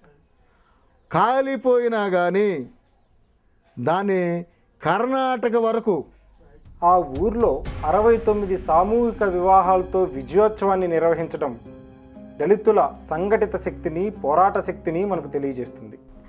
ఆ సంఘటన మర్చిపోవడానికి కత్తి పద్మారావు గారు సామూహిక వివాహాలు, సహపంక్తి భోజనాలు అనే ఒక కొత్త కాన్సెప్ట్ని తీసుకొచ్చి అక్కడ ఎవరైతే 21 సంవత్సరం పైబడిన యువకులు ఉన్నారో ఒకేసారి వాళ్ళందరికీ పెళ్ళిళ్ళు చేసి ఒక కొత్త విధానాన్ని మనం స్టార్ట్ చేయాలని చెప్పి ఒక ఆలోచన చేసి ఈ నవంబర్ నెలలో దరిదాపు ఒక 64 మంది చుండూరు యువతి యువకులకు ఒకే వేదిక మీద ఒక కళ్యాణం, పెళ్లి చేయటం జరిగింది. అది చరిత్రలో చేయడం ఎందుకోసం అంటే వాళ్ళ నరమేధం నుంచి బయటపడి మళ్ళీ మనుషుల్లో జీవితంలో కలిసిపోవడానికి ఒక సంతోషకరమైన ముగింపు ఇవ్వడానికి దాన్ని ఆ పెళ్ళిళ్ళు ఒకే స్టేజ్ మీద చేయడం అనే ఆలోచన చాలా బాగుంది. చాలా సక్సెస్ఫుల్గా దరిదాపు ఒక 20-30 వేల మంది ప్రజలు ఒకే చోట కూర్చొని సహపంక్తి భోజనాలు చేసి ఆ జరిగిన నరమేధాన్ని మర్చిపోతూ కుర్రవాళ్ళు కొత్త జీవితాన్ని ప్రారంభించుకొని చర్చల ద్వారా లేకపోతే చట్టాల ద్వారా, కోర్టుల ద్వారా మనకు జరిగిన అన్యాయాన్ని ప్రపంచానికి చాటి చెప్పి విజయవంతమైన ఒక మార్గం వైపు వెళ్ళాలని ఒక ఆలోచన వచ్చింది. రక్తం చెందిన చోటే మళ్ళీ వికాసంతో ముగించాలనే ఉద్దేశంతో సుమారు 79 సామూహిక వివాహాలని చుండూరులో నిర్వహించి దగ్గర 25,000 మందికి సహపంక్తి భోజనం జరిపి 14,000 రూపాయల పూల చెట్టుని కాల్చి 7 బ్యాండ్ మేళాలు పెట్టి ఎక్కడైతే రక్తం చెందిందో, ఎక్కడైతే ఆక్రందించారో ప్రజలు, ఎక్కడైతే కన్నీరు కార్చారో మున్నీరే, అక్కడే ఆనంద ఉత్సాహాల మధ్య సామాజిక పరిణామానికి మూలమైనటువంటి వివాహాల మధ్య ఆ వివాహితులకు కూడా మళ్ళీ పొలాలు ఇల్లు ఇచ్చేటటువంటి ఒప్పందంతో ఒక పెద్ద సెలబ్రేషన్తో చుండూరు ఘట్టాన్ని ముగించాము. ప్రత్యేక కోర్టు పూర్తి పునరావాసంతో దళితులు స్వతంత్రంగా జీవించగలుగుతున్నారు. కాబట్టే సాక్ష్యాలు నిర్వీర్యం కాకుండా 17 సంవత్సరాల తర్వాత కూడా శిక్షలు పడేలా చేశారు. చుండూరు ఒక గ్రామం కాదు, అదొక సంకేతం, అదొక సందేశం. భారతదేశ దళిత ఉద్యమంలో అదొక గొప్ప మలుపు. నేరం జరిగిన చోటనే న్యాయస్థానాన్ని సాధించుకొని అక్కడే విచారణ జరిపించుకొని అక్కడే తీర్పు చెప్పించుకోవటం అనేది బహుశా భారతదేశంలో తొలి దళిత ఉద్యమంగాను న్యాయ పోరాటంలో విజయంగాను మనం పేర్కొనవచ్చు. చుండూరు ఉద్యమం భారతదేశంలోనే ఒక గొప్ప సామాజిక ఉద్యమం. ఆంధ్రప్రదేశ్లో ఈ ఉద్యమం నుండి అనేక మంది నాయకులు తయారయ్యారు. అనేక మంది చైతన్యవంతులయ్యారు. ఈ పోరాటం అంతట్లో నేను ఒక విద్యార్థిగా, అప్పుడు నేను చుండూరు సంఘటన జరిగినప్పుడు ఒక లా విద్యార్థిగా AC college of Lalo join అయ్యాను. ఆ చట్టాన్ని తెలుసుకునే క్రమంలో చట్టాన్ని అమలు చేసే విధానం కూడా దళిత మహాసభ ద్వారా నేర్చుకున్నాను.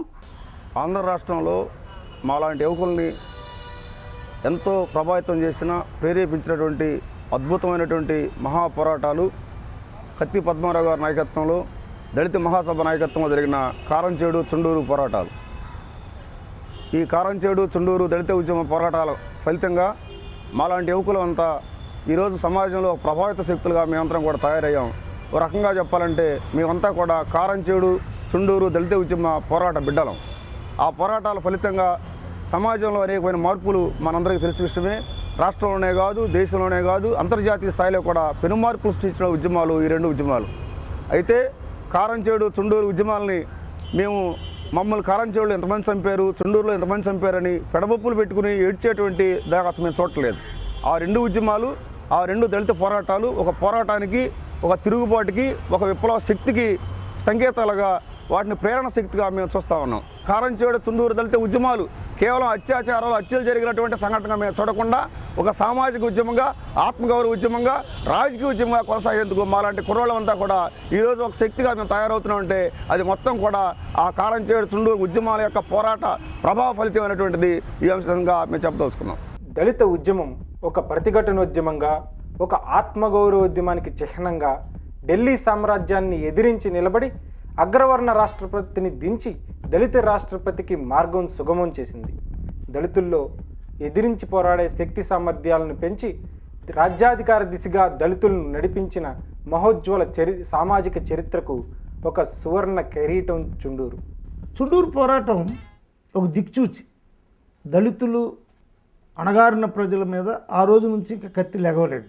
చుండూరు పోరాటం తర్వాత ప్రత్యేక కోర్టు సాధించబడి అందులో శిక్షలు పడి అందులో ఉన్నటువంటి ప్రజలు ఉద్యోగస్తులై అక్కడుండే అగ్రవర్ణాలకు సమంగా జీవించగలిగిన స్థాయికి వచ్చి దళితులు ఏదైనా జరిగితే ఇక వాళ్ళు ప్రతిఘటిస్తారు, వాళ్ళు బోన్లో నిలబెడతారు, శిక్ష వేసేదాకా వదలరు. ఎంత పెద్దవాడైనా, ఎంత ముఖ్యమంత్రికి బంధువు అయినా చెంచు రామయ్య లాంటి వాడిని నిలేశారు అని చుండూరు కారంచేడు ఈ రెండు ఘటనలు కూడా అందులో జరిగిన పోరాటాలు, ఆ పోరాట రూపాలు భారతదేశ చరిత్రకే కాదు, దళిత ఉద్యమ చరిత్రకే కాదు, మానవ హక్కుల పోరాట చరిత్రకే కాదు, మరో స్వతంత్రోద్యమానికి అవి వెలుగుబాట్లు. ఆ నిర్మాణాలు, ఆ సృజనాత్మకతలు, ఆ త్యాగాలు, ఆ మహోన్నతమైనటువంటి బలిదానాలు, ఆ ప్రవాహపూరితమైనటువంటి ఆ ర్యాలీలు, ఆ నినాదాలు, ఆ అంకిత భావంతో కూడినటువంటి ఆ మహత్తర శక్తి, ప్రజల్లో దళిత శక్తి, అది రిపీటెడ్గా ప్రజల్ని ఎంపవర్ చేస్తూనే ఉంటుంది. అంబేద్కర్ ఆలోచన విధానం యొక్క గొప్పతనం, ప్రజాస్వామ్య దృక్పథం యొక్క గొప్పతనం, ప్రతిఘటన ఉద్యమం యొక్క గొప్పతనం, సాంస్కృతిక విప్లవం యొక్క గొప్పతనం, విద్య, జ్ఞానం, తత్వం, పోరాట రూపం ఎప్పటికైనా ప్రజల్ని ఒక సుదీర్ఘమైన ప్రయాణానికి, ఒక లాంగ్ మార్చ్కి సిద్ధం చేస్తుంది అనేటటువంటి ఆ మహోన్నతమైనటువంటి ఆశయం చుండూరు పోరాటం ఒక వెలుగుదివిగా దళిత ప్రజలకు ఇచ్చిన దాంట్లో ఎటువంటి అతిశయోక్తి లేదు. దళితుల్లో ఎదిరించి పోరాడే శక్తి సామర్థ్యాలను పెంచి రాజ్యాధికార దిశగా దళితులను నడిపించిన మహోజ్వల సామాజిక చరిత్రకు ఒక సువర్ణ కెరటం చుండూరు.